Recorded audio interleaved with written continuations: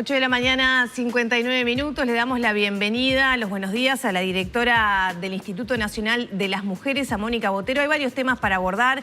¿Qué fue lo que pasó en Maldonado con este curso para mujeres que ejercían violencia y el manejo de algunas cifras que no estaba muy claro su origen? Bueno, y también la decisión que se conoció en el día de ayer de que el próximo 8 de marzo, el Día Internacional de la Mujer, habrá un paro solamente de mujeres según definió el PIT-CNT. Así que con todos estos temas y alguno más, te recibimos. Mónica, bienvenida. Hola, buen día. Desde Mujeres, ¿qué valoración hay a propósito de que el 8M sea con paro solamente de mujeres? Bueno, en principio y a nivel personal, yo no estoy a favor de que se haga un paro, porque nos parece que siempre un paro distorsiona a las personas que reciben los servicios o que se ven afectadas por esto. Ahora, de hacerse y de decidirse, que entiendo que el motivo es visibilizar lo que las mujeres aportamos a la economía de un país y el lugar que ocupamos y que compartimos en el mercado laboral, en la vida social. Me parece que es importante que sea solo de mujeres, porque el objetivo en este caso es visibilizar. ¿Y se podría visibilizar el rol que cumplimos las mujeres sin una medida de paro? Bueno, claro, hay muchas medidas posibles, ¿no? Por ejemplo, que todas nos vistamos de un color, que podamos tener un material para distribuir, que podamos decirle algo a un usuario, a un cliente, decirle un mensaje, pedirle que reflexione. Pero bueno, la medida de paro es una medida legítima también en una democracia y bueno, si se decide, la central sindical decide que el paro es lo más adecuado, me parece que en ese caso tendría que ser solo de mujeres.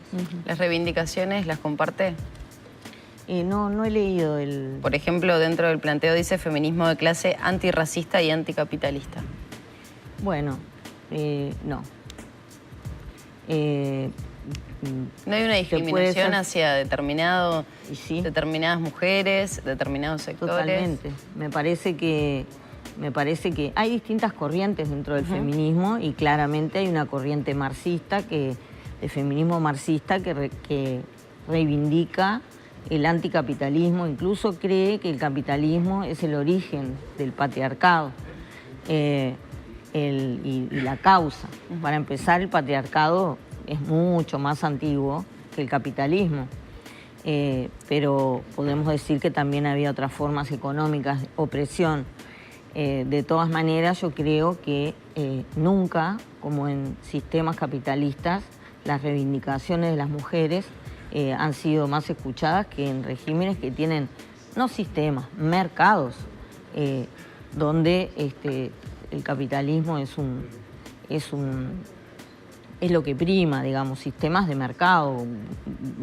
No se puede decir sistemas capitalistas, son sistemas democráticos, donde el mercado es de capitales. Es todo discutible el término, me parece un poco antiguo. El mundo de hoy es mucho más complejo. Pero si lo que quieren decir es democracias occidentales con capitalismo, bueno, ahí nunca, en ningún otro lugar ni en ningún otro momento de la historia, las reivindicaciones y la igualdad de las mujeres se desarrolló tanto. Así que no puedo estar de acuerdo con eso. Mónica, ¿tú vas a participar? Sí, antirracista, por supuesto que sí. ¿Sigue habiendo una vulneración a los derechos de esas mujeres? Sí, las cifras indican que, por ejemplo, aquí las mujeres afrodescendientes son más pobres, sufren más violencia de género y tienen menores oportunidades de acceso a puestos laborales, ni que hablar puestos directivos, a carreras universitarias, por supuesto, sin duda. También los hombres afrodescendientes, pero dentro de esa comunidad las mujeres más. ¿Vas a participar de la marcha? No, seguramente no voy a estar en el país.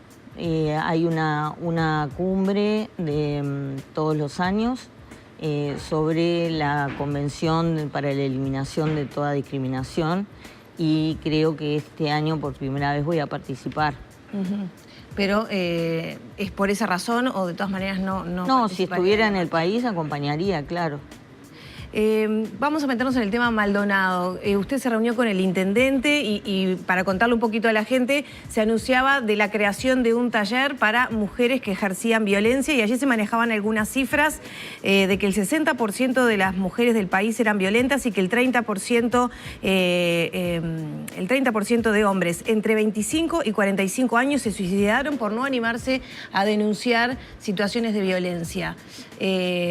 No estaba muy claro el origen de esas cifras, ¿no? Y usted se reunió con el intendente de Maldonado. ¿Qué fue lo que pasó allí? Sí. Las cifras no estaban claras porque no tenían origen. ¿Fueron inventadas por la tallerista? Sí, la señora cuando se le preguntó, yo no, pero gente de Maldonado le preguntó, ella dijo que era porque ella hacía algunos talleres en secundaria y era más o menos lo que había visto. De la jerga diaria, dijo ella. ¿Cómo? De la jerga diaria. Sí, o sea, eso no tiene ningún sustento, ningún tipo de sustento científico, de rigor, académico, ni que hablar. Conocidas estas declaraciones, inmediatamente la Intendencia de Maldonado decidió suspender esos talleres y rescindir el contrato con esta señora. Y a la vez, en esos mismos momentos, yo le había pedido una entrevista al intendente está dentro de las atribuciones de mujeres, de alguna forma conversar o pedir información a instituciones públicas ante alguna situación que nos pueda sonar rara o sobre la cual queramos profundizar. El intendente, antes de reunirnos, ya había suspendido los talleres. Claro, porque incluso se publicó en la página web, se divulgó a través de redes sociales de la Intendencia fernandina, entonces tal vez, por lo menos que pareciera que después de la comunicación contigo, Mónica, fue que efectivamente se decidió no realizar el taller. ¿Fue antes incluso de esa conversación con Antía y usted? Sí. Cuando integrantes de la Comisión Departamental de Violencia de Género de Maldonado empezaron a llamar a la directora de la División de Género, que integra también esa comisión, y a decirle que les parecía que esto era muy peligroso. Además, hay cifras de hacer determinadas afirmaciones. En todo este tema siempre está en juego la vida de personas, ¿no? Está en juego en cualquier tema, no solo en este específicamente.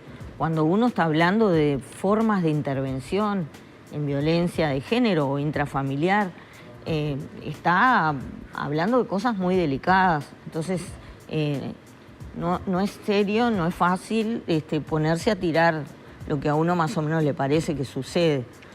Y bueno, inmediatamente cuando integrantes de la Comisión de Violencia se comunicaron con la directora de género de Maldonado, ella lo comunicó a las autoridades y todo se bajó inmediatamente. A la vez le pedí entrevista al intendente y en la reunión mi idea era no ir a quejarse, ¿no? Mirá lo que hicieron o esto por qué lo hicieron o no pueden explicar por qué dieron esas cifras.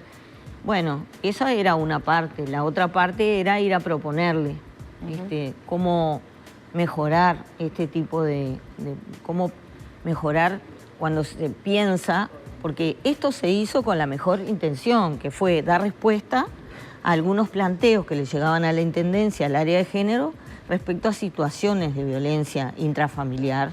Y ellos quisieron pensar una respuesta. Claro, pero hay gente no capacitada la que está al frente de esa área de género de la Intendencia de Maldonado, entonces, porque cuesta pensar que alguien formado, bueno, tenga ese discurso, ¿no? Sí, pensar que es una operadora social, por lo que he leído, en prevención de la violencia y directora de una asociación civil. Claro, además. Entonces en la medida en que tú le decís, mirá, quisiera una respuesta de este tipo y te la dan, bueno, a veces sucede que se necesita un poco más de formación en temas de género, es un tema bastante específico y es quizás como el fútbol o como tantas otras cosas. Todos opinamos porque lo tenemos cerca, lo podemos haber vivido cerca, pero no necesariamente todos sabemos cómo intervenir. Ahora había, perdón, en esa afirmación del 60% de las mujeres que ejercían violencia, se hacía un énfasis en particular en las mujeres lesbianas. ¿Eso también fue un agravante para ustedes? Bueno, por supuesto. Digamos, es evidente que parecería que ese comentario tiene que ver con hechos notorios que pasaron en Argentina. Que se lo puede atar a eso o a prejuicios que están muy arraigados en la sociedad y que tienen que ver con lo mismo, con lo que trabajamos para cambiar. Por supuesto que no estoy de acuerdo. Me parece que es una expresión de discriminación por la que todos y todas nos deberíamos sentir ofendidas. Mi sensación, te pregunto a ver cuál es tu postura, es que se horrorizó muchas más personas porque una funcionaria municipal de Paysandú arengó a hacer cánticos feministas que por este otro discurso que es muy dañino también, ¿no? ¿Qué pasa ahí? Bueno, yo creo que la diferencia está como en esto, como en tantas otras situaciones en la política de hoy. Yo soy política, por eso puedo ir más allá y creo que puedo conversar más allá del tema de las mujeres. Cuando, primero, inmediatamente se asumió el error e inmediatamente se pensó en cómo resolver una situación a la que se le quería dar respuesta, evidentemente de manera errónea o insuficiente. Se escuchó, primero se asumió el error y se bajó el contrato de la funcionaria y después se habló con el organismo especializado y en lo que terminó mi charla con el intendente fue en que él me iba a pedir capacitación y yo iba a proponerle capacitación. ¿Y eso es lo que va a pasar? Y Mujeres va a hacer un curso con funcionarias de la Dirección de Género de la Intendencia de Maldonado, un curso de fortalecimiento en conocimientos en género y en violencia, y también se va a incluir a personal técnico del área social de la Intendencia, de Desarrollo Social de la Intendencia. Seguramente por mediados de marzo vamos a iniciar ese curso con las técnicas de mujeres que van a ir a Maldonado. Y bueno, y el curso además va a quedar diseñado para las áreas de género de otras intendencias que estén interesadas. En el tema de Paysandú, no hay una asunción de responsabilidades, ¿no? Me parece a mí que arengar a niños en un espacio público, haciéndolos cantar consignas que evidentemente no están en condiciones de comprender ni de elegir si quieren o no decirlas, me parece que no está bien, pero además tampoco nos hace bien a las feministas dar esa imagen. Nosotros siempre hablamos de proteger a las infancias y esto no creo que ayude mucho, ¿no? Yo viví en regímenes que tenían que ver con el estilo soviético, por eso lo puse en un tuit, que es sobre el que me han preguntado, y veía este tipo de prácticas y me parecen que rozan lo antidemocrático. ¿Qué medidas entiende que se deberían? Nadie pidió disculpas por eso. ¿Se debería tomar algún tipo de medidas contra esta mujer?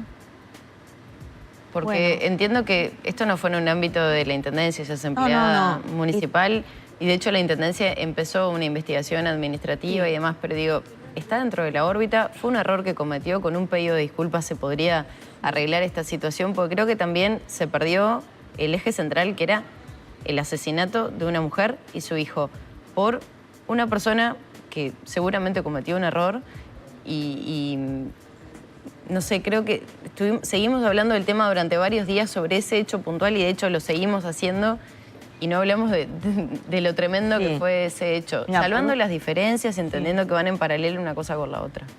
Sí, mira, por un lado, yo creo que si la señora es funcionaria de la Intendencia, pero en ese momento estaba fuera de su horario de trabajo, tiene todo el derecho a hacer lo que quiera durante la manifestación o lo que sea. El INAU será quien vea si hay responsabilidades por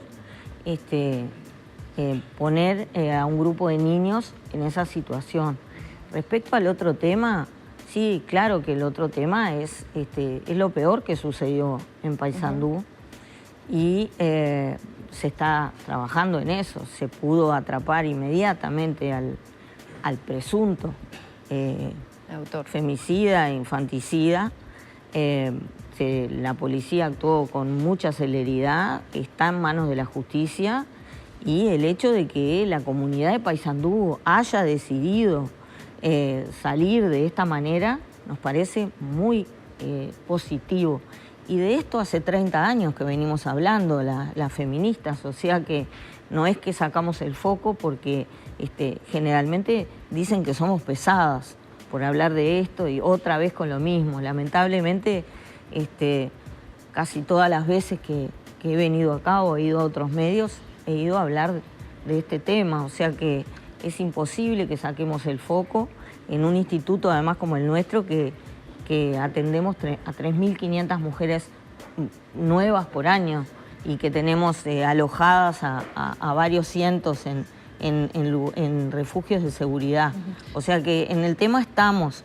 Lo que me parece es que en este caso que había una demostración pública, es importante mantener las formas democráticas para que se siga sumando más gente a solidarizarse en estas situaciones, ¿no? Con el crimen de Paysandú hay una revisión de un rol del Estado que pudo quedar corto o omiso a una eventual alarma de situación de violencia por parte de este hermano. A veces nos enfocamos mucho en el tema entre parejas y acá se puede decir que es violencia de alguna manera machista, pero no provocado por la pareja de la mujer, sino por el hermano, ¿no? Sí. Bueno, las situaciones de violencia intrafamiliar, lamentablemente, son públicas, se suceden en el tiempo. Hay otra forma horrible de violencia intrafamiliar, no siempre con resultado de muerte, que es el abuso sexual a niños y niñas por parte de personas cercanas, que es lo más común. Es realmente atroz. Tenemos por delante mucho trabajo en este tema. Yo no soy quien para decir si hubo o no una omisión. Seguramente cuando hay un femicidio, cuando hay una muerte, hay una responsabilidad del Estado. Bueno, evidentemente no llegó a tiempo. Ahora, no podemos a veces, hacemos lo mejor que se puede y a veces más todavía, y las situaciones son difíciles de evitar. No sé en este caso cómo fue, pero bueno, es un fenómeno bastante extendido, ya con visos de mucha gravedad y lamentablemente con ese resultado. Mónica, muchas gracias por estos minutos. Gracias a ustedes.